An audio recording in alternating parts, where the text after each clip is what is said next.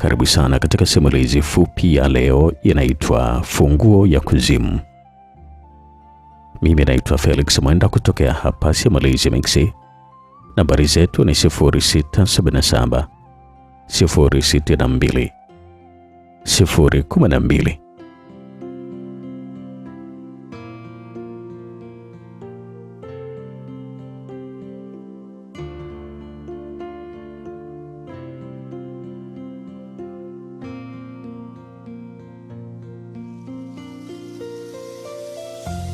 Duniani kuna watu wanaishi maisha ambayo watu wengine wanayatamani kuishi bila kujua ni masaiba gani wanayapitia hao watu ambao wanawatamani. Waswahili walisema kwamba siri ya mtungi aijuaye ni kata. Ni kwa nini walisema hivyo? Kwa sababu kata pekee ndiyo ambayo inaingia kwenye mtungi na kutazama kinachoendelea kipindi mwanadamu anapohitaji maji yaliyo ndani ya mtungi. Walikuwa na maana yao, lakini ukija kutazama kwenye maisha yetu ya kawaida, msemo huo una maana kubwa sana, na muda mwingine unaweza ukaufananisha na ule msemo wa kitanda usichokilalia huwezi kujua kunguni wake. Hao ndio Waswahili bwana, na ukijiuliza kwa kina unakuja kugundua kwamba ni kweli maneno yao wanayoyasema yana maana kubwa tu. Kama hulali kitanda usika utawezaje kuzungumzia ukali wa kunguni wake? Labda uwe ni kama mbea tu, hapo lazima utapata la kuzungumza. Leo hatuko huko, lakini tuko kwenye kuweza kutazama kisa cha mvulana mmoja anayefahamika kwa majina ya Danieli. Wavulana wengi walika lake walikuwa natamani sana kuishi maisha kama ambayo alikuwa anaishi yeye, bila kujua mambo mangapi anayapitia kwenye maisha yake, na ni mambo mangapi mazuri na mabaya ambayo alishayafanya mpaka kuwa na maisha ya kuwafanya vijana wenzake kuyatamani. Wanasema kwamba usiamini kila macho yako yanayoyaona, bali unatakiwa kuamini mara baada ya kujua kiundani kile ambacho kinaonekana na macho yako. Hayo ndio maneno ambayo unaweza ukazungumza mara baada ya kumaliza kisa hiki cha kusisimua cha kijana Danieli Funga. Nisiwe mwingi wa maneno sana kabla ya kukushushia hiki kisa kitamu ambacho kitakuacha mdomo wazi ama kinywa wazi na macho umeyatoa pima kwa kutoamini ni kweli ama kuna soga tu za mzawa. Kijana huyu anaitwa Danieli Funga, ni mzaliwa wa kijiji cha Msoga huko mkoani Pwani, na ni Mkwele kikabila. Ni kijana mwenye umri wa miaka 28. Wazee wengi sambamba na vijana wenzake walikuwa wanamuita bosi mtoto ama bosi kijana, ambaye huyu alikuwa na sifa kila mtaa ambao alikuwa anaishi. Kweli alikuwa ametokea mkoani Pwani katika wilaya ya Charinze kwenye hicho kijiji cha Msoga, karibu kabisa na kijiji cha Lugoba. Lakini maisha yake bwana alikuwa akiishi Dar es Salaam, Magomeni Mapipa, mtaa wa Sakai, nyumba nambari 44. Danieli safari yake ya maisha ilianzia kijijini kwa Msoga, na alikuwa ni kijana mwenye uchu wa mafanikio, na kila siku alikuwa anatamani kuishi maisha mazuri ambayo alikuwa anayaona kwenye TV tu kwa baadhi ya watu maarufu kama wanamuziki pamoja na waigizaji. Muda mwingi alikuwa anakaa peke yake na kutazama magazeti sambamba na majarida mbalimbali yaliyokuwa yanaelezea maisha ya watu maarufu pamoja na vitu ambavyo anamiliki. Moyo wake ulikuwa unamuuma kweli kweli na kujiuliza ni kwa nini hivyo vitu vya thamani wanamiliki hao watu maarufu na vizio vinamilikiwa na yeye pia. Swali hilo lilikuwa linamzunguka kichwani kila muda, na mwisho wa siku alikuwa akichukia na kuacha baadhi ya majarida na kuondoka kwa hasira. Ulikuwa ukiingia kwenye chumba chake bwana Danieli, basi utakuta kuna picha nyingi za magari pamoja na majumba makubwa ya kifahari, na walipokuwa anamuuliza ndugu zake sambamba na marafiki zake, alikuwa na wajibu ni picha tu amezibandika kwa ajili ya kupendezesha chumba chake. Basi majibu yake mengi yalikuwa ni mepesi kwenye maswali magumu, na alikuwa hajali kabisa, kwa sababu alikuwa anajua anachokijibu kilikuwa ni sahihi, na alikuwa anajua kwamba majibu yake alikuwa anawaridhisha wenzake, bila kujua wenzake hawa walikuwa wanamtazama kwa jicho la kipekee, kwa sababu katika kijiji hicho Danieli alikuwa ni kijana wa kipekee mno. Elimu yake ya kidato cha 4 kichwani mwake alikuwa anahisi ni elimu kubwa sana ambayo labda pengine ingemfanya kuja kuwa na maisha ambayo alikuwa anayatamani kila siku, bila kujua kwamba bado alikuwa na hatua nyingine nyingi mbele yake ili mradi afike kilele cha mafanikio kama hayo ambayo alikuwa anayatamani. Kuna msemo mmoja alishawahi kuzungumza mwandishi nguli wa simulizi bwana Amani Kigoe, na alikuwa na maana kubwa sana kwenye maisha yetu sisi kama vijana. Alisema kwamba kijana, unatakiwa kuwekeza sana kwenye nywele zako ili siku utakapovikwa ufalme basi ile crown yako isije ikakuanguka kichwani. Msemo huo una maana kubwa sana kwa vijana, lakini pia una maana kubwa sana zaidi kwa vijana wenye uelewa na akili timamu, kwa sababu kama akili zako haziko sawa, hauwezi kabisa kujua nini maana ya hayo mafungu ya maneno ambayo yametoka kwenye kichwa cha mwandishi huyo. Vijana wengi tunashindwa kabisa kujiwekeza kwenye mambo ya msingi ambayo yatatufanya tuweze kulinda mali na mafanikio tutakayoyapata hapo baadaye. Zaidi tunahitaji mafanikio ya haraka ambayo hayatatupeleka popote, mwisho wa siku tukaishia kwenye maisha mabaya na ya majuto makubwa. Daniel Funga yeye alikuwa anatamani maisha mazuri bila kujua nini afanye kusudi aweze kuyapata hayo maisha mazuri na aweze kuyalinda kwa manufaa yake na familia yake pia. Kwa ufupi, unaweza kusema kwamba alikuwa na moyo uliojaa binafsi muda wote kwenye maisha yake. Alikuwa hajali kabisa wenzake wala ndugu zake.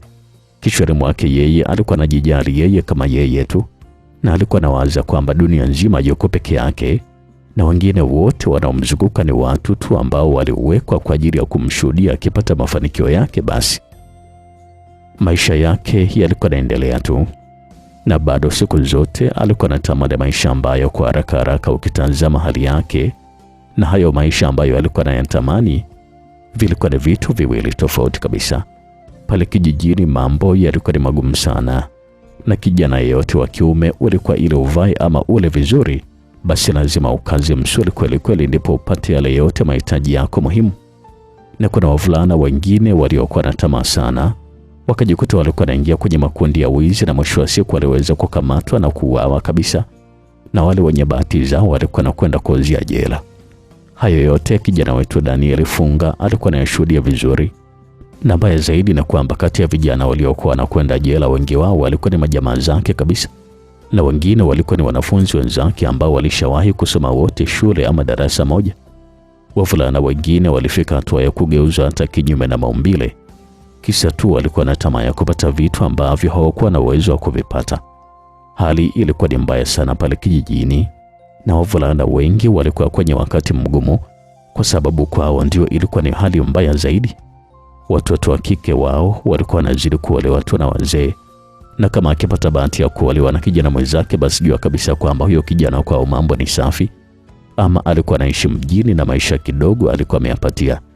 Basi ndipo alipokuwa anarudi kijijini kwao na kuamua kuoa binti wa hapo. Kijijini hapo wazee wengi walikuwa na wachunga watoto wao wa kiume kuliko hata wale wa kike, kwa sababu walikuwa wanaharibikiwa siku hadi siku na kufanya hata kupungua kwa nguvu kazi ya kijiji na familia kwa ujumla. Vijana walikuwa kwenye kundi baya, na yote ilikuwa ni kutokana na tamaa sambamba na kukata tamaa kwa ugumu wa maisha. Walikuwa ni wengi wanakimbilia kwenye kufanya kazi kwa tajiri mmoja ambaye huyu alikuwa anamiliki shamba kubwa la mahindi na mazao ya chakula. Alikuwa na asili ya Kiarabu mzee huyu, na walikuwa wanamheshimu kweli kweli na kumwogopa kutokana na pesa zake ambazo alikuwa na miliki hapo kijijini. Alikuwa anafahamika kwa jina la Malik, na alikuwa anaishi mjini Sharinze, lakini alikuwa na kawaida yake. Kila mwisho wa wiki alikuwa anakwenda hapo kijijini Msoga kutazama miradi yake ya shamba sambamba na mifugo yake ambayo ilikuwa inafugwa mahali hapo. Mzee huyu alikuwa anafahamika kwa roho yake ya ukatili na ubahili, kwa kuwafanyisha kazi ngumu wana kijiji, na huku anawalipa malipo ama ujira mdogo usiolingana na kazi ambazo anazifanya. Ukiachana mbali na hiyo tabia yake ya ukatili na dhuluma, lakini pia bado alikuwa na tabia chafu ya kuwalawiti watoto wa kiume na kuwaingilia kinyume na maumbile wanawake ambao hawa walikuwa wanaonekana kuhitaji msaada wa kipesa kutokea kwake. Na huyo ndio Bwana Malik bwana. Na pinde utakapomwona kijana yuko karibu na mzee huyu, basi jua kabisa kwamba tayari ameshatatuliwa malinda, na alikuwa acheleweshi kabisa kwenye hilo swala. Wavulana wengi waliokuwa wanaishi vizuri kwenye hicho kijiji na wanafanya kazi kwenye hilo shamba la Maliki, basi jua kabisa kwamba tayari jamaa alishawapitia na kuwanufaisha kimaisha. Wazee wengi walikuwa wanapiga kelele juu ya watoto wao na wake zao pia, lakini hakuna mtu ambaye alikuwa anataka kusikia sauti zao, kwa sababu jamaa alikuwa ameshatembeza pesa kwa viongozi wa kijiji sambamba na viongozi wakubwa tu wa serikali, yani madiwani pamoja na wabunge. Ukijitia tu una tamaa, basi jua lazima mkinga wa ndizi wa Maliki utakupitia na hukuache salama. Wake za watu walikuwa naliwa mpaka watoto wa kike wengi bila kujali ni wanafunzi ama la. Yeye jamaa alikuwa anatembeza dudu tu kama Comrade Kipepe. Na mbaya zaidi, alikuwa anawaingilia kinyume na maumbile na kuacha wakiwa na matatizo kwenye mfumo wao wa kutolea haja kubwa. Lakini mwanaume alikuwa hajali kabisa, na kama akiona kesi inataka kuwa kubwa, basi alikuwa anatembeza pesa kwenye uongozi wa kijiji na kesi inaisha hewani tu. Na kama akiona kesi inashirikana kumalizwa kwa pesa, basi mwanamume alikuwa anatumia nguvu ya vijana wake na kwenda kuiangamiza familia nzima ama mtu ambaye alikuwa anaonekana kushikilia bango, ili mradi kuwadhoofisha wanafamilia na kesi kuisha hapo. Watu wengi walikuwa wanapoteza maisha kwa staili kama hiyo, na hakuna pa kwenda kushtaki kwa sababu jamaa alikuwa ameshaweka mizizi yake kila kona kwenye kile kijiji, na ukitaka kuishi vizuri, basi ilikuwa ni lazima umsikilize yeye kile ambacho alikuwa anahitaji. La sivyo maisha yako yatakwenda kwa mabaya sana, na utatamani hata kuhama kijiji ama kuomba ardhi pasuke kusudi ufuke wa ndani. Ndo ile wanayosema kwamba baniani mbaya lakini kiatu chake dawa. Ndicho kilichokuwa kinatokea kwenye kijiji hicho, kwa sababu walikuwa wamtaki kabisa mzee huyu. Lakini sasa ndio mtu pekee ambaye alikuwa amewekeza kwenye kijiji chao, na alikuwa ametoa ajira nyingi kwa watu wa kijiji hicho. Ile wabidi tu wao wanamnong'onikia tu ndani ya mioyo yao ama kwa chini, na huku akiwa anaendelea tu kupata vijisenti vya kusukuma siku mbele na maisha yapate kuendelea.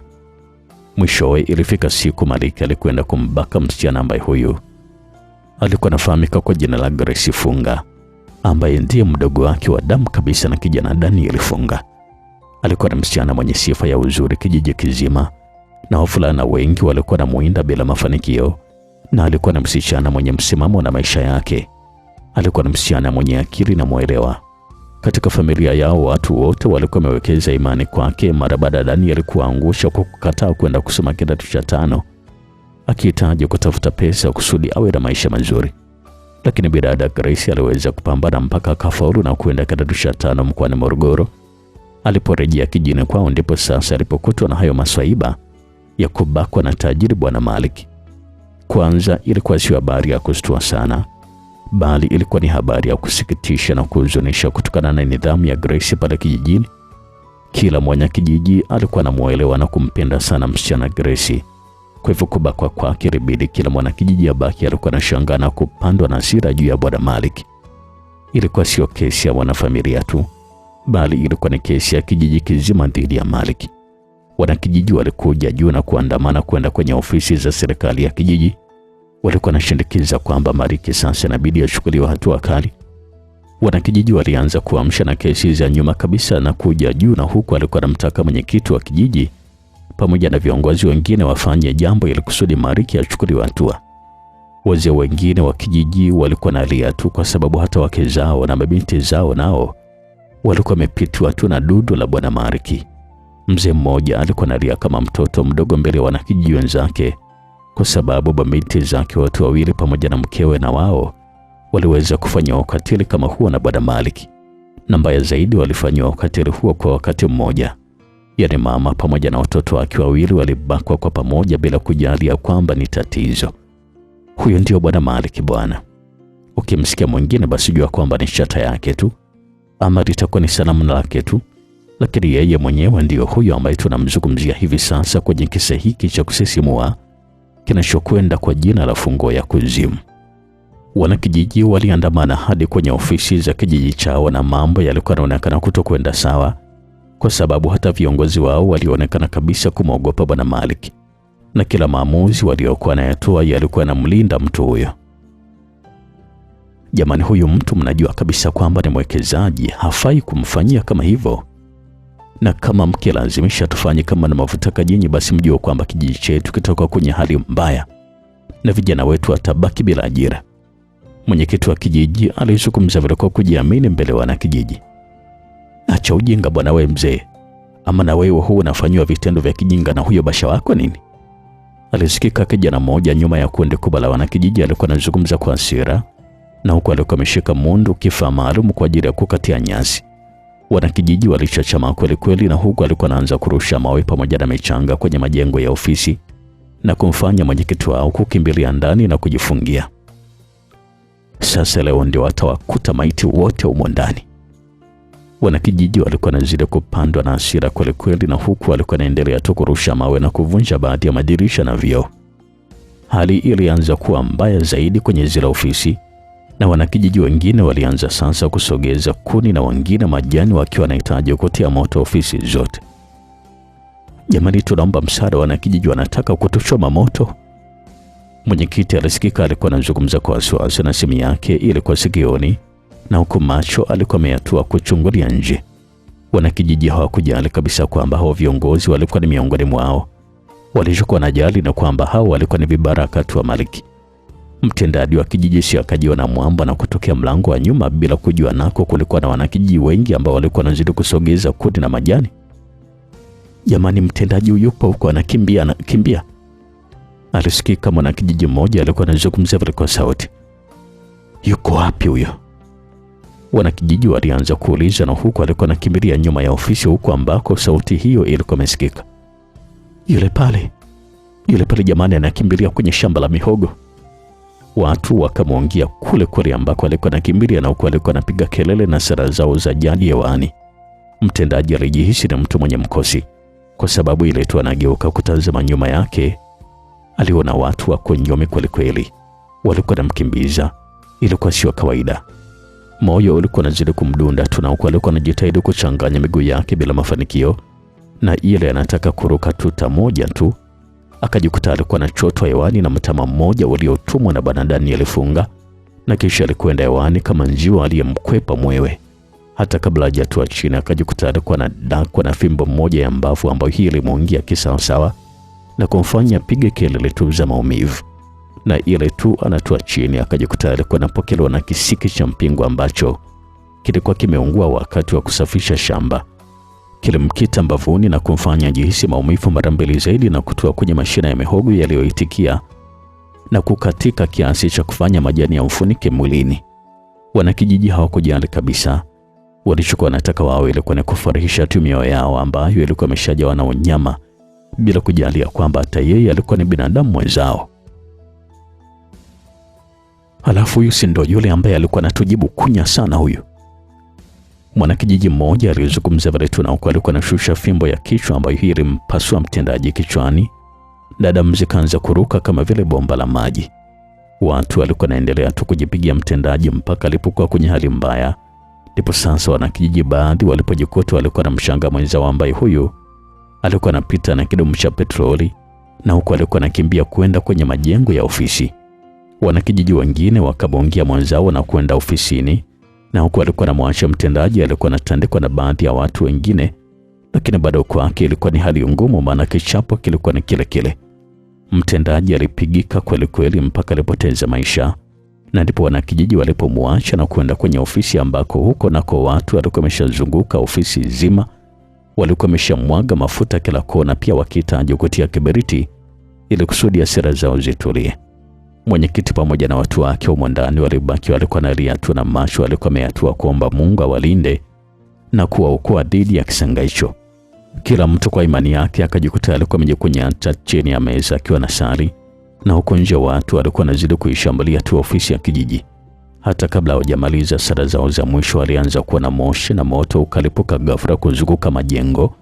Hapo sasa ndipo walipoanza kujua ya kwamba uhai wao ndio utaishia hapo, na kuna chochote ambacho kitakachoendelea mahali hapo, kwa sababu msaada wenyewe waliokuwa na utegemea ulikuwa umechelewa. Wanakijiji walisogea mbali na ofisi, na huku walikuwa wanatazama kuona kama kuna mtu atabahatika kutoka basi wamalize.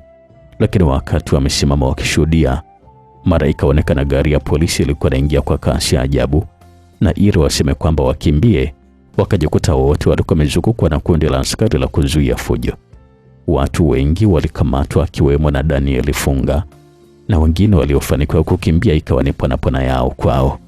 Hakuna tena hapo msali ya mtume, huku askari wa kikosi cha zimamoto walikuwa wanaendelea tu kuzima ule moto na kuwaokoa viongozi ambao walikuwa wamekwama kwenye ile jengo, na huku akina Daniel na wao walikuwa wanaingizwa kwenye magari ambayo mengi yalikuwa yameegeshwa mbali na eneo la tukio.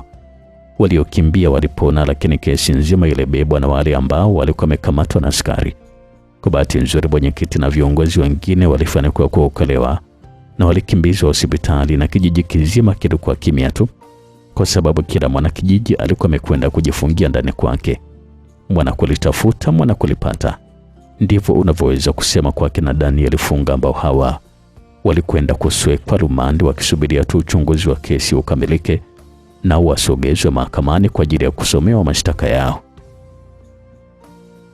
Ile katika miezi mitatu wakina Danieli walikuwa wanahangaika tu na kesi yao, na mwisho wa siku walikuja kuachiwa huru mara baada ya kupatikana muuaji ambaye huyu ndiye alipatikana na hatia ya kumuua mtendaji wa kijiji.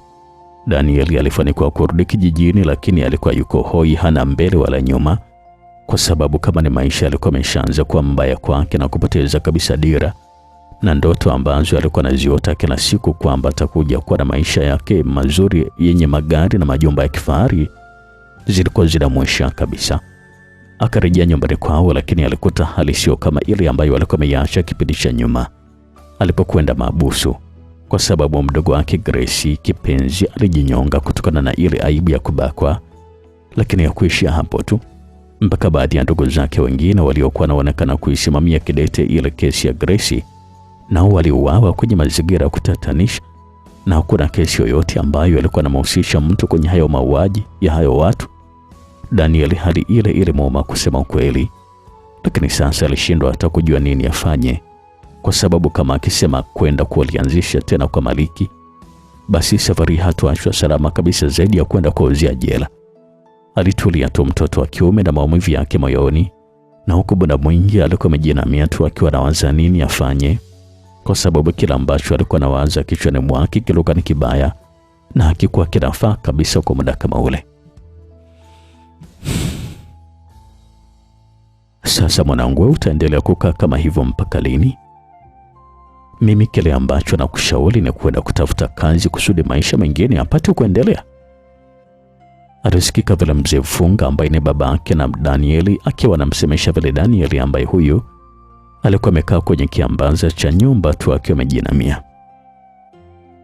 Na wewe ni mtoto wa kiume kabisa, utakiwa kuwa kama hivyo. Hiyo hali inakuonyesha kabisa kwamba umekata tamaa, na itakiwa kabisa mtoto wa kiume awe kama hivyo. Taratibu Danieli akanyanyua uso wake na kisha kumtizama babake, na kisha aliushusha chini, na huko alikuwa anashusha pumzi ndefu na kutulia kwa muda. Utakaa hivyo mpaka lini sasa, wakati muda wenyewe unakwenda? Nahitaji kujua ukubwa wa lile shamba letu la bondeni baba, Danieli aliuliza vile, na huko alikuwa anamtazama babake. Unahitaji kufanya kitu gani? Nahitaji kuondoa hii hali ya umaskini tuliokuwa nayo hapa nyumbani. Hivyo nafikiri mzee, tungekuwa tuna pesa, dada yangu na ndugu zangu wengine wangefariki vifo vibaya kama vile. Lakini kifo ni mipango ya Mungu kijana wangu. Sikubaliana na hilo baba. Hata siku moja. Kama Mungu alituumba kwa ajili ya kuja kuishi duniani kusudi tuzaliane, ni kwa nini anatuua sasa? Na bado hapo hapo kila siku kwa makanisani mnasema Mungu ni mwenye huruma, Mungu mwenye huruma. Hivyo huruma gani ambayo yuko nayo huyo Mungu? Ni huruma ya kuwaua watu na kutuachia maumivu kwetu sisi kama wapendwa wetu ama? Danieli alikuwa anazungumza vile kwa uchungu kweli kweli, na huko alikuwa anamtazama tu baba yake. Na kama unasema hivyo utakuwa na kufuru mwanangu, na hakuna hukumu ya kukufuru kama wale waliofanya mauaji ya kusababisha kifo cha dada yangu bado wapo wakifurahia tu maisha. Yaani mimi nitakuwa na kufuru halafu wale wawe hawana dhambi? Inawezekana vipi? Alizungumza vile Daniel, kisha mwanaume huyo akasimama kwa hasira na kuondoka zake. Alikuwa anakwenda kwenye chumba chake na kumwacha baba yake alikuwa anamtazama bila kujua nini kilichomo kichwani mwake kwa mwanae, wakati mzee Funga mwenyewe akiwa anamshangaa tu mwanae Danieli ambaye alikuwa anaishia kuingia ndani kwenye chumba chake, huku nako mke wake alikuwa anatoka jikoni na sufuria lililokuwa na maji machafu ambayo alikuwa ameosha dagaa. Kuna nini tena? Mbona kama mnazozana na mwanao? Mke wa mzee Funga aliuliza vile, na huku alikuwa anamwaga maji ya dagaa. Hata sielewi kabisa anachowaza huyu mwanao, kwa sababu muda mwingi anapenda kukaa peke yake amejinamia tu, anawaza tu, hata sijui ana shida gani. Ni kama nilivyokueleza mwanzo tu, unatakiwa kumwacha kusudi akili yake ikae sawa, ndipo tuweze kuzungumza naye, lakini sasa hivi tutakuwa tunatwanga maji kwenye kinu tu. Alizungumza pale huyo mke wake na Mzee Funga, na huko alikuwa anamtazama mumewe, na akarudi jikoni. Kulikuwa kunafuka moshi kuashiria kwamba kuna kitu kilikuwa kinaendelea kupikwa. Mzee Funga alitulia tu akiwa anatafakari maneno ya mke wake, na kisha naye alikwenda kuvuta kiti chake na kukunja na kukaa, na huko alikuwa anakiwasha kiko chake ambacho kilikuwa kimejaa tumbaku na kuendelea tu kujiburudisha. Na huko alikuwa anakoa hapa na pale kuonyesha tumbaku hiyo ilikuwa iko kali sana siku hiyo. Kwenye chumba ambacho analala Danieli alionekana alikuwa anahangaika kuchana chana yale makaratasi yaliyokuwa na picha za watu maarufu, na huko alikuwa anaandika kwa hasira. Alionekana kabisa usoni alikuwa ni mtu mwenye hasira na kuyatupa chini makaratasi, na alipoona sasa alikuwa amefanikiwa kuyamaliza, alikaa kwenye kitanda chake na kujishika kichwa, na huko machozi alikuwa anatoka kwa uchungu. Alitulia kwa muda, na huko machozi alikuwa anaanguka chini, na alikuwa anaangukia kwenye gazeti moja ambalo hili lilikuwa lina picha kubwa ya msanii maarufu alikuwa amesimama nje ya gari lake la kifahari. Hatimaye sasa yametimia. Msanii maarufu kumiliki gari lenye gharama Afrika nzima. Maandishi makubwa yaliyokuwa na kukolezwa wino mweusi alionekana juu ya hiyo picha, na huko alikuwa anaonekana msanii huyo maarufu wa muziki alikuwa amesimama nje ya ile gari na funguo zake mkononi, na huko alikuwa anatabasamu. Taratibu Danieli alinyosha mkono wake na kushika ile gazeti na kulinyanyua, na huko machozi yake alikuwa yanamtiririka kwa uchungu tu machoni. Alilitizama tu kwa makini gazeti hilo na kufuta kidogo machozi, na kisha alilikamata kwa hasira na kubaki alikuwa amelikodolea macho, na mwisho wa siku akajikuta alikuwa anakunja na kulichana kabisa, na kisha alifuta machozi na kujitengeneza fulana yake. Alipiga hatua mbili mpaka dirishani na kuchungulia nje, na kisha akajitazama kuanzia chini mpaka juu na kujifuta usoni vizuri, na huko alikuwa na vandara zake kuashiria kwamba alikuwa anataka kutoka. Alitoka kweli mpaka nje na kumkuta baba yake alikuwa anaendelea tu kuvuta kiko yake na kumtazama mwanae, ambaye huyu alikuwa anaonekana kabisa macho yake mekundu kuonyesha kwamba alikuwa analia. Danieli hakumsemesha kabisa baba yake wala nini. Alianza kupiga hatua za haraka kwenda mbele ya mji wao, na huko alikuwa anaonekana kabisa kwamba kuna kitu alikuwa na kiwahi huko ambako alikuwa anaelekea. Danieli, vipi, unakwenda wapi na mama yako karibia aivishe chakula huko jikoni? Mzee Funga alimuuliza vile kijana wake, lakini hakujibiwa. Kwani kuna kitu gani baba, mbona muda wote wanapigizana kelele na kaka Danieli? Alisikika msichana mwingine mwenye umri mdogo alikuwa anamuuliza vile baba yake, na huko alikuwa anatoka nje. Leo kaka yako kusema ukweli hata simuelewi. Ni kwa nini unasema hivyo baba? Naona kabisa kwamba yuko sawa. Hebu andaa maji hapo kwa babako kwanza. Mama yao alizungumza pale, na huko alikuwa anatoka jikoni na macho yalikuwa ni mekundu kwa sababu ya kupikia kuni, na moshi nyuma yake walikuwa wanamsindikiza. Sawa mama, aliitikia vile yule msichana mdogo, na huko alikuwa anarudi ndani. Vipi, mbona kama mmedua? Mwanao nimeona ametoka hapa anaelekea huko bondeni, hata sielewi anakwenda wapi. Yaani wewe leo unavyomkazania huyo mwanao utasema kwamba ni mtoto mdogo. Jamani, ni mtu mzima huyo. Aya mama, leteni chakula mimi nile nikapambane na maharage yangu yasije akaanza kuoteana huko shambani bure. Mzee Funga alizungumza pale, na huko alikuwa anazima kiko yake na kumtazama mke wake ambaye alikuwa anakwenda kuchukua vyombo juu ya kishanja. Alionekana kijana Danieli alikuwa anatembea kando ya shamba kubwa ambalo lilikuwa linapatikana katika bonde kubwa. Alitembea hatua za taratibu, na mwisho wa siku alikwenda kusimama kwenye kinjia ambacho hiki kilikuwa kinaelekea bondeni na kutazama ukubwa wa shamba hilo. Alipotazama kwa makini, alikuja kukutana na uzio wa shamba la Maliki na kuona baadhi ya vijana walikuwa wanaendelea kuvuna mazao, na huku walikuwa wanaendelea kupiga soga kama kawaida tu, yani kazi na dawa. Danieli akalitazama hili shamba, na mwisho wa siku alitulia tu na kulitazama shamba lao ambalo hili lilikuwa limelunduka baadhi ya maharagi ambayo haya yalikuwa yamevunwa yakisubiria kubebwa kupelekwa nyumbani. Yani haiwezekani kabisa sisi tuwe na ardhi kubwa kama hii, alafu bado tunaendelea kuishi maisha duni. Danieli alizungumza pale na kuondoka zake kuelekea bondeni kwa hatua za haraka. Safari ilikuwa ni ndefu kwake, kwa sababu alivuka bonde na kwenda upande wa pili wa bonde. Alikuwa amekwenda kutokea kwenye msitu mnene, na huku alikuwa ni mwenye haraka bila kujali chochote ambacho kitamtokea kwenye hiyo safari yake. Alikuwa anaonekana kabisa kwamba kuna mtu ama kuna kitu alikuwa anakiwahi huko ambako alikuwa anakwenda, kwa sababu sio kwa hizo watu ambazo alikuwa anakata juu ya ardhi. Aliukata ule msitu mnene na kujikuta alikuwa anakwenda kutokea kwenye kijiji cha pili kwenye bonde jingine, na huku alikuwa na mwenye shauku ya kufika kule ambako alikuwa anakwenda. Alikuwa anapishana na baadhi ya wanakijiji wa hicho kijiji na kusalimiana nao, na huku alikuwa anaonekana kuulizia mahali ambapo alikuwa anataka kufika.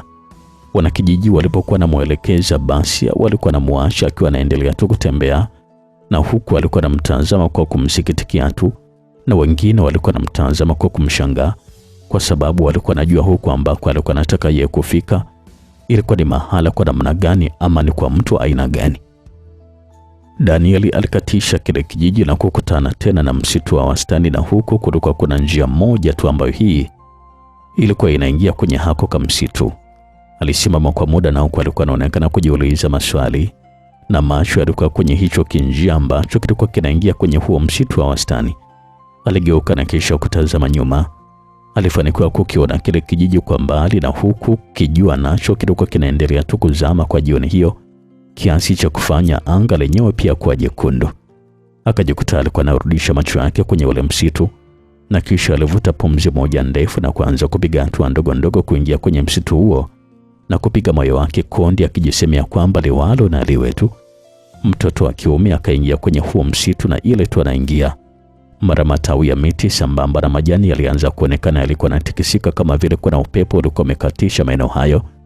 Hiyo ilimshtua kweli kweli bwana Daniel, lakini hakujali zaidi ya kusimama tu na kutazama kushoto na kulia, na kisha aliendelea tu na safari yake. Kila ambapo alikuwa anapiga hatua ndipo ambapo alikuwa anasikia kwa mbali sauti ya mlio wa shoka, kwamba kuna mtu alikuwa anachanja kuni. Alikuwa anaisikia hiyo sauti, na kila ambapo alikuwa anazidi kupiga hatua kwenda mbele, ndivyo alivyokuwa anazidi kusikia hiyo sauti mbele yake. Lakini kadri alivyokuwa anazidi kusogea, ndipo alipokuwa anaanza kusikia kuna sauti ya mishi pia, kuashiria kwamba kuna watu walikuwa wanatwanga.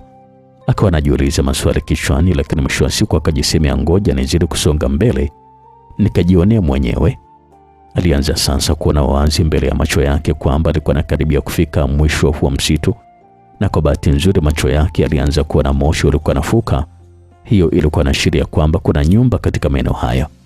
Alisimama kwa muda, lakini alisikia kama kulikuwa na mtu alikuwa anamwita jina lake kutokea mbele kwenye zile sauti za michi sambamba na ile shoka ya kukata kuni.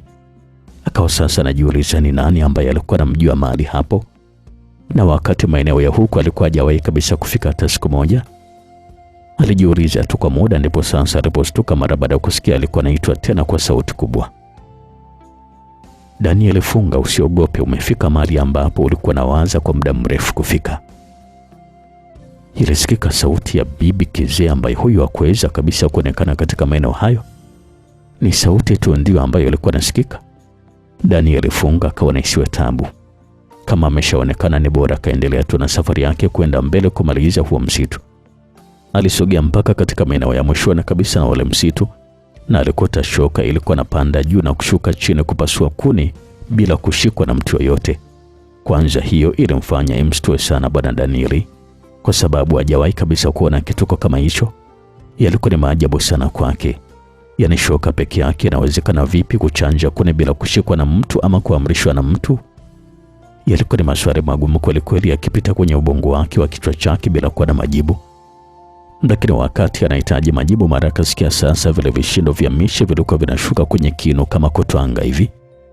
Ilibidi sasa ageuke na kisha kutazama kwenye hicho kinu, kwa sababu alijua kwamba kama shoka tu ameona linachanja kuni peke yake, huko kwenye kinu kutakuwa na maajabu gani? Akajikuta alikuwa anatulia tu na kushangaa, kwa sababu aliona maajabu mengine makubwa ambayo haya hajawahi kabisa kuyaona kwenye maisha yake. Aliweza kuona viwiliwili vya binadamu vikiwa havina hata vichwa, vilikuwa vimebinuka juu chini, chini juu, na mishi ilikuwa imeshikwa na miguu ikiwa na twanga ndani ya kinu kilichokuwa kimelowana damu kila kona. Yalikuwa ni maajabu zaidi ya yale ya Nabii Musa, kwamba fimbo yake ilishapa maji ya bahari ya Shamu na bahari ikagawanyika katikati na watu wakapita bila shida. Viwiliwili vilikuwa havina vichwa. vimebinuka, mikono ilikuwa chini na miguu ilikuwa juu, ndio imeshikilia michi na ilikuwa inatwanga bila kukosea, na huko zilikuwa zinasikika sauti za watu walikuwa wanazungumza. Danieli alibaki mdomo wazi, na kila alipokuwa anatazama mahali pale hakuweza kabisa kuona mtu mwingine yeyote wa kumuuliza zaidi ya kutulia tu na kuendelea kushangaa yale mauzauza. Wakati anaendelea kushangaa na kujiuliza kinachotwanga kwenye hicho kino kilikuwa ni kitu gani, mara akaona bibi kizee mmoja alikuwa anatoka kwenye kijumba kimoja kidogo ambacho kilikuwa kinafuka moshi muda wote. Alikuwa ni bibi kizee kweli kweli, ambaye alikuwa amekwenda umri mrefu kiasi cha kuanza kutembelea fimbo na kupinda mgongo wake, na hata mavazi ambayo alikuwa ameyavaa pia yalikuwa na sadifu ya kwamba huyo alikuwa ni bibi wa umri mkubwa na alikuwa ameishi katika hilo eneo peke yake kwa muda mrefu. Karibu sana Danieli. Bibi kizee huyo alimkaribisha vile bwana Dani, na huko alikuwa ameshika vichwa viwili vya watoto wachanga na kwenda kuvitupia kwenye kinu ambacho hiki kilikuwa kinatoa damu kila mara michi ilipokuwa inatoa ndani yake na watu wakiwa wanatwanga.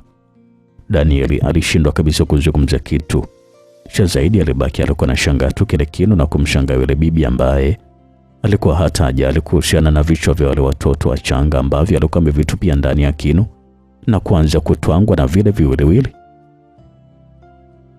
Niliuona ujio wako siku 7 zilizopita, bibi kizee alizungumza vile, na huko alikuwa anarudi ndani.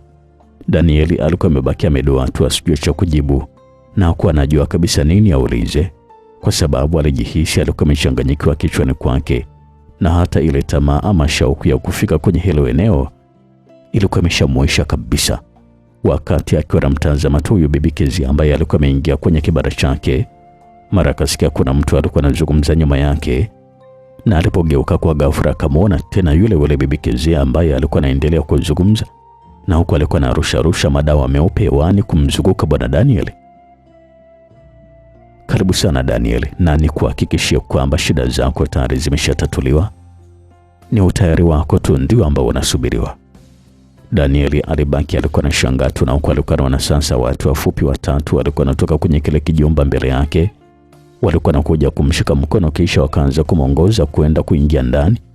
Hakuwa na cha kufanya bwana Danieli zaidi ya kukubali tu kila kitu ambacho kilikuwa kinafanyika pale, kwa sababu hakuwa anaelewa kabisa kilichokuwa kinaendelea kwa muda ule kilikuwa ni kitu gani.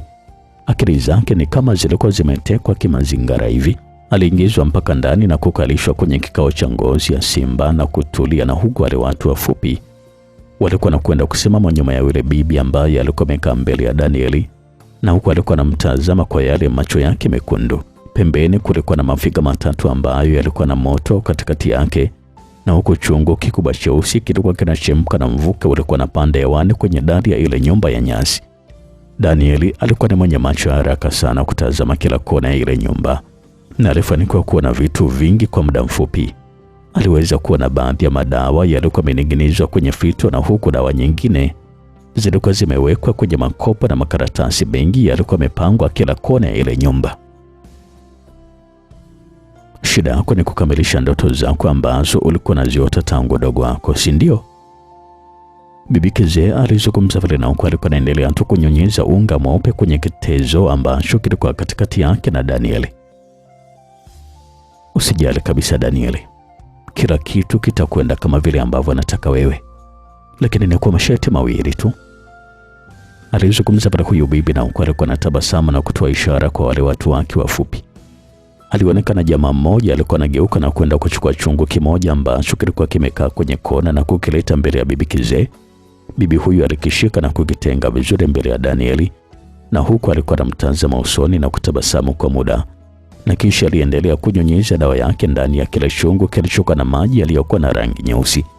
Danieli alibaki alikuwa anashangaa tu, kwa sababu mpaka kufika hapo alikuwa ameelekezwa na rafiki yake mmoja ambaye huyu hata yeye alishawahi kusikia hizo habari kwamba kuna mganga mmoja ambaye aliyetengwa kwenye kijiji cha jirani kutokana na watu kumwogopa kwa sababu alikuwa anaua sana watoto wadogo.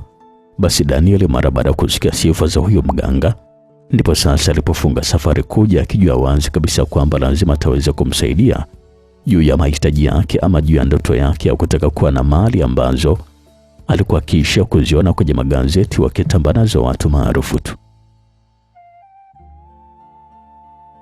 Sharti la kwanza kabisa na kwamba mizimu yangu inahitaji kipande cha ardhi ambacho kinamilikiwa na familia yako. Alizungumza vile huyu bibi, na kisha huyu mzee akatia tena dawa kwenye chungu na kusogeza pembeni kitezo ambacho kilikuwa kimeacha kutoa moshi. Danieli alitulia tu, na kishwani mwake alijikuta alikuwa anajisemea hilo halina shida, inawezekana vizuri tu, kwa sababu walikuwa na shamba kubwa na huwa hawamalizi kulilima kila mwaka. Bibi Kizee aliendelea kufanya mambo yake, na huko macho yake mekundu yalikuwa yakoseni kwa Danieli kumwona atakuwa anasema kitu gani kutokana na yale masharti ambayo anakwenda kumpatia. Na sharti la pili ni kwamba mizimu yangu inahitaji sadaka ya damu ili kusudi kusafisha nyota yako, ili mambo yako yaweze kwenda kama vile ambavyo anataka. Alizungumza vile huyo bibi, na huko alikuwa anampatia unga kwenye mkono wake ili kusudi naye apate kunyunyiza kwenye chungu kilichokuwa na maji meusi. Bila kuelewa maana yake, Danieli akaupokea wale unga na kisha alitulia nao, na huko alikuwa anamtazama tu huyu bibi Kizee. Weka kwenye chungu. Bibi alitoa maelekezo hayo bila kujali. Baada Danieli akaweka wale unga, na huko alikuwa anasubiri atakachozungumza na bibi Kizee kitakuwa ni kitu gani. Damu inayohitajika na mizimu ni ile damu kali ambayo inatokana na mifupa yako mwenyewe. Danieli kwanza alibaki alikuwa anashangaa tu mara baada ya kusikia maneno hayo, kwa sababu alikuwa amechanganyikiwa kabisa kusikia vile. Awali alikuwa anajua sadaka ya damu hata ya mnyama tu ndio inafaa, na ndio alikuwa anasubiria kuambiwa ni mnyama gani anafaa kutolewa sadaka. Lakini sasa anapokuja kusikia eti damu inayotoka kwenye mifupa yake, ndipo alipojikuta alikuwa anachanganyikiwa. Sijaelewa. Usijali, utaelewa tu, alizungumza vile huyu bibi, na huku naye alikuwa anaweka unga kwenye chungu. Mara baada ya kuweka huo unga sasa, yule bibi Kizee, mara maji akaanza kubadilisha rangi na kuwa mekundu na kumfanya Danieli achanganyikiwe, na alikuwa anatazama kwa macho yake yote mawili. Kati ya baba yako ama mama yako, mmoja wapo ndio anatakiwa kukufungulia njia ya utajiri, alizungumza vile huyu bibi, na kisha picha mama yake na baba yake zote zilikuwa zinaonekana kwenye kile chungu. Danieli alionyesha kuchanganyikiwa mara baada ya kumwona mama yake alikuwa anafanya usafi wa vyombo, na huku baba yake alikuwa anaonekana akitoa mzigo wa maharage kutokea shambani. Chagua moja kati ya wawili. Bibi Kizee huyu alizungumza vile, na huku alikuwa na tabasamu na maneno yake alikuwa amejaa udenda na mate. Danieli aliganda tu, na alipokuwa anataka kunyanyuka alishindwa, kwa sababu alihisi kama alikuwa amegongwa na misumari pale chini ambapo alikuwa amekaa. Ulishaushika ule unga na umeshauweka kwenye chungu. Hapo tena huwezi kunyanyuka mpaka ukamilishe hii kafara, na ukishindwa kufanya hivyo, basi mizimu ndio itachukua damu yako mwenyewe. Danieli aliyatoa macho yake, na alipotazama pembeni aliweza kuliwa na joka kubwa lilikuwa linajisogeza huko, macho yake yote yalikuwa kwake. Hapo sasa ndipo alipojua kwamba kama akifanya mchezo, basi atapotea na ndugu zake hawatajua ni wapi ambapo alikuwa amepotelea. Akiwa mwenye uoga mkubwa, akasogea kusudi apate kukaa vizuri. Akajikuta alikuwa anaguswa na maji ya kwenye chungu, na wakati anagusa ndipo sasa picha baba yake ilipokuwa inaonekana. Ili aseme tu kwamba stuki atizame. Zamani alikuwa anamuona baba yake alikuwa anaanguka chini na kuanza kutapatapa, na mama yake sambamba na mdogo wake wa kike wakiwahi na kwenda kumsaidia. Safi sana mjukuu wangu, umekuwa jasiri sana, na hiyo ni kuanzia tu, lakini nayofuata mizimu itamaliza yenyewe, alizungumza vile huyo bibi, na huko alikuwa anasimama na kuvua nguo zake. Danieli alikuwa na mshangao na uko usoni, alikuwa amini kama kweli baba yake ndio amekwenda na maji ama la. Wakati anajiuliza maswali kama hayo, mara akapuliziwa dawa ya unga usoni na kumfanya changanyikiwa pale pale na kulewa. Na pale pale alionekana alikuwa anasimama na kumfuata wale bibi Kizee ambaye alikuwa uchi wa mnyama.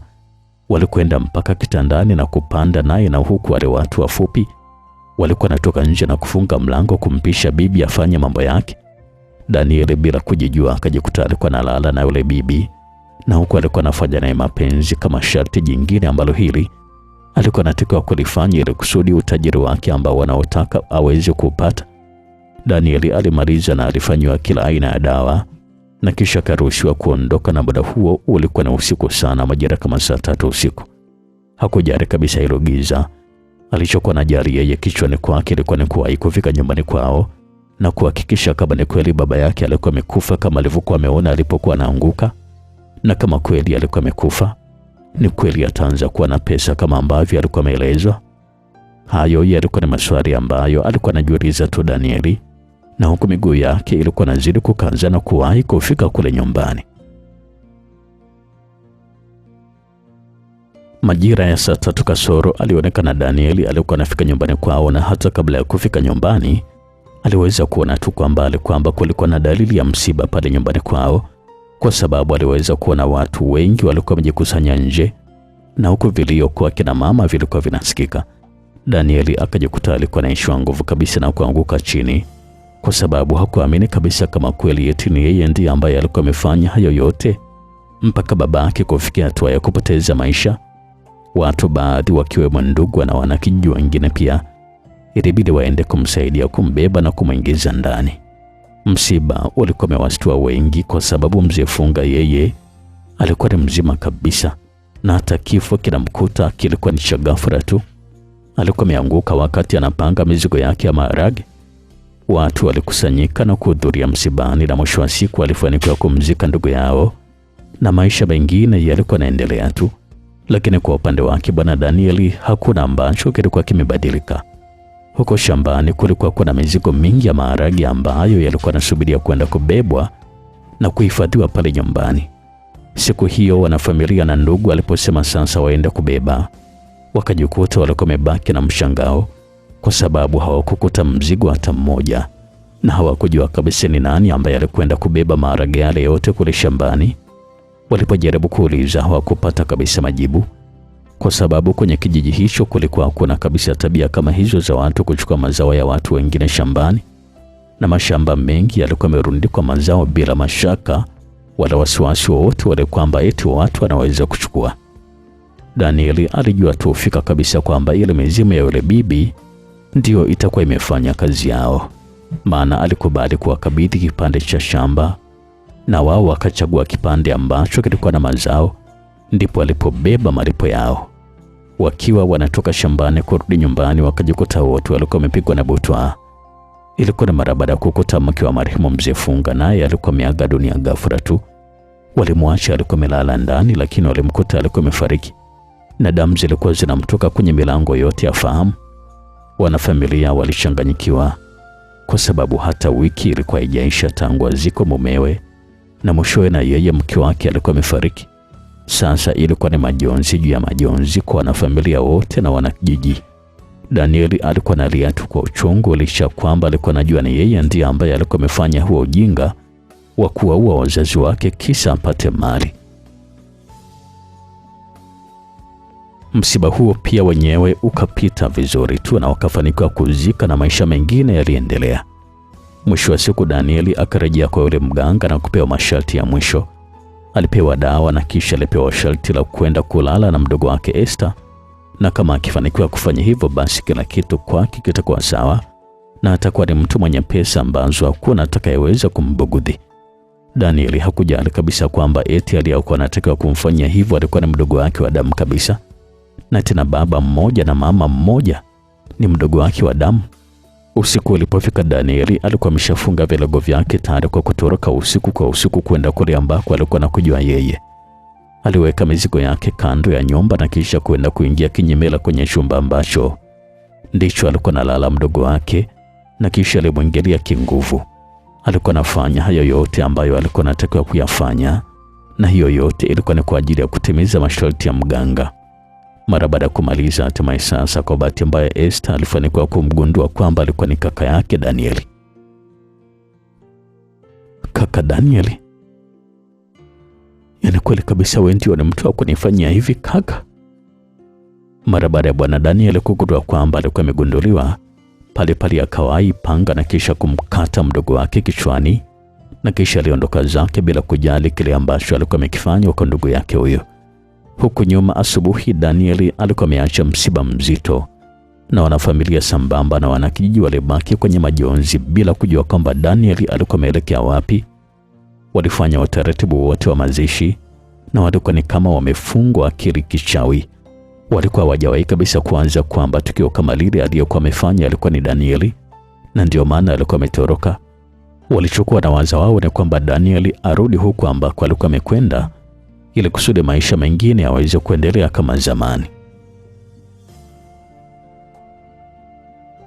Mara baada ya miaka miwili kupita, miaka hiyo ilikatika na Daniel alikuwa jijini Dar es Salaam, na huku alikuwa ni mtu mwenye kuzungumziwa kutokana na pesa zake nyingi ambazo alikuwa na miliki. Kikubwa ambacho kilikuwa kinafanya watu wengi wamzungumzie ilikuwa ni kwamba hizo pesa alikuwa amezipata kwa ghafla tu kutokea kwenye kuuza maji barabarani hadi kuanza kumiliki maduka na magari ya kifahari. Na kama hiyo haitoshi, Daniel aliweza kununua baadhi ya nyumba nyingi za kifahari, ikiwemo na nyumba ambayo alikuwa anaishi yeye mwenyewe ambayo ilikuwa inapatikana Magomeni Mapipa. Kitu kingine cha ajabu watu wengi walikuwa nauliza ni kwamba Daniel hakuwa na ndugu wala hajawahi kabisa kumuona akiwa na mpenzi ama mke. Maisha yake yote yeye alikuwa ni mtu wa peke yake tu, na mara nyingi akionekana na mwanamke kwenye mahusiano, basi huyo mwanamke alikuwa hana maisha marefu na achukue hata wiki lazima afe. Haikujulikana kabisa ni kwa nini, lakini kwake bwana Daniel alikuwa anajua ni kwa nini, kwa sababu masharti ya utajiri wake alikuwa hatakiwi kabisa kuwa na mwanamke, na kama akitaka kuwa naye basi ni wa kufanya naye mapenzi tu na mwisho wa siku kuachana naye, na hata kuwa na uwezo wa kuendelea kuishi kwa sababu tayari mizimu itakuwa imemchukua kama kafara. Na kama ikitokea Daniel akafanya hivyo, basi jua kwamba haipiti wiki lazima atanunua ama ataagiza gari jipya kabisa la gharama na kuendelea kuwashangaza watu ndani ya jiji. Hayo ndiyo yalikuwa na maisha mapya ya bwana Daniel Funga, na alikuwa na pesa usiombe ukutane naye. Zile ndoto zake za kuhitaji kuishi maisha ya kifahari zilikuwa zimekamilika vizuri kwenye maisha yake, lakini ilikuwa ni kwa kutumia nguvu za giza. Maisha yalikuwa yanaendelea tu. Daniel alikuwa anazidi kuwa mtu maarufu jijini, lakini mara baada ya miaka kama miwili mbele hali ilianza kuwa mbaya kwake. Yote ni kutokana na kuugua mara kwa mara, na kila ambapo alikuwa anapelekwa hospitali huko na ugonjwa ambao ulikuwa unaonekana katika mwili wake. Alianza kukonda na kutoonekana kwenye viwanja vya starehe na kuibua maswali mengi kwa watu. Walikuwa wanajiuliza tu kwamba ni kwa nini jamaa haonekani na wakati sio kawaida yake. Mali zake taratibu zilianza kupoteza nuru na baadhi kuanza kupungua na kupotea bila yeye mwenye kujua. Alikuwa anazidi kuugua tu, na mwisho wa siku sasa ilimbidi atafute mganga na kwenda huko kisirisiri, kwa sababu hakutaka kabisa watu wengine wajue hilo swala. Alipofika kwa mganga alipokelewa vizuri kabisa na kuanza kutibiwa, lakini kile ambacho alikisikia ilibidi kwanza tulia na kubaki mdomo wazi. Umekosea masharti. Mganga huyo wa mara ya pili alisikika alikuwa anazungumza, na huko macho yake alikuwa kwa Daniel. Masharti gani tena mtaalamu? Shamba lilokuwa linamilikiwa na familia yako kwa sasa sio mali yenu tena. Unasema? Ndugu ameamua kuliuza shamba na mizimu ya mganga wako wa kwanza imekasirika kwa sababu mazao yanayozalishwa mahali pale hayatokani kabisa na jasho lako. Naomba nisaidie mimi basi mtaalamu. Sina msaada mwingine zaidi ya wewe kwenda kulimnunua tena ile shamba. Lakini kwa jinsi inavyoonekana kulirudisha tena mikononi mwako itakuwa ni kazi kubwa sana, kwa sababu limechukuliwa na serikali na amepewa mwekezaji. Mganga alikuwa anazungumza pale na huko alikuwa anafanya mambo yake mengine. Daniel alichoka kweli na kujikuta alikuwa anashindwa kujua cha kufanya na kuamua kusimama. Daniel Funga. Mganga alimuita vile Daniel kwa sauti ya huruma. Daniel alisha kugeuka kichovu tu na kumtizama huyu mganga. Pole sana Daniel. Daniel hakuelewa kabisa ni kwa nini huyo mganga alikuwa anazungumza maneno kama hayo, kwa sababu aliona ni kama alikuwa anamkatisha tamaa zaidi. Na aliona kabisa anguko lako kubwa mbele yako, na hakuna mlango wote wa kutokea. Na aliona wingu zito jeusi lilikuwa limetanda usoni mwako bila hata mwanga wa jua. Unamaanisha kitu gani mtaalamu? Hakuna atakayeishi milele hata kama ni muuaji. Nini? Kifo chako kipo kwenye mkono wako mwenyewe. Ni muda tu ndio ambao wanasubiriwa. Mganga alikuwa anazungumza pale tukisha akampatia ishara Daniel kwamba atoke nje. Daniel alitoka nje kichovu, na huko alikuwa anatafakari yale maneno ya mganga yule, kwa sababu yalikuwa anamchanganya kichwa kabisa.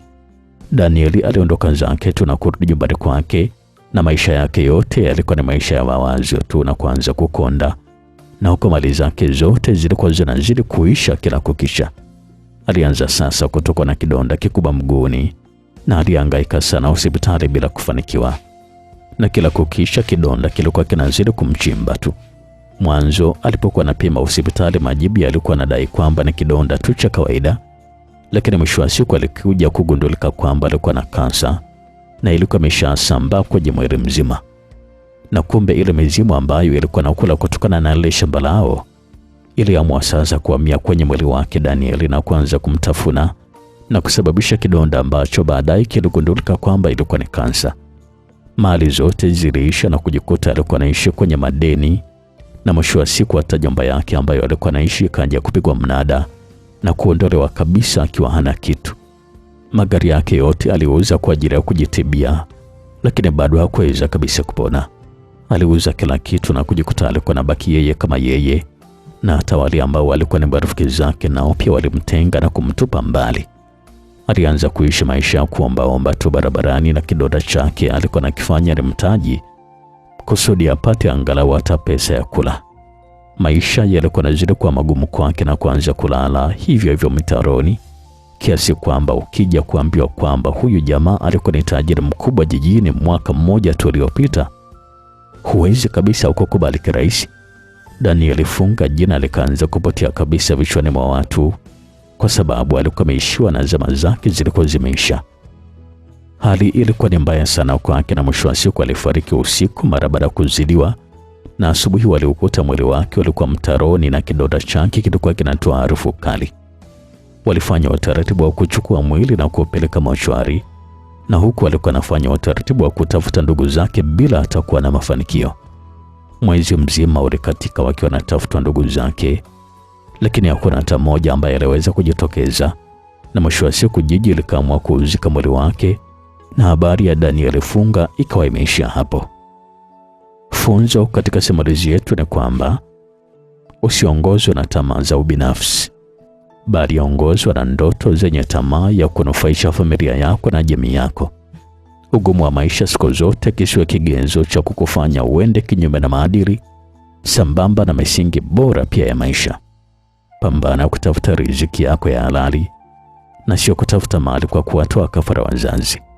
Wekeza zaidi kwenye kutunza nywele zako ili utakapovikwa ufalme crown yako isidondoke kirahisi. Mimi naitwa Felix Mwenda, ninayepatikana kwa 0766 47 48 57.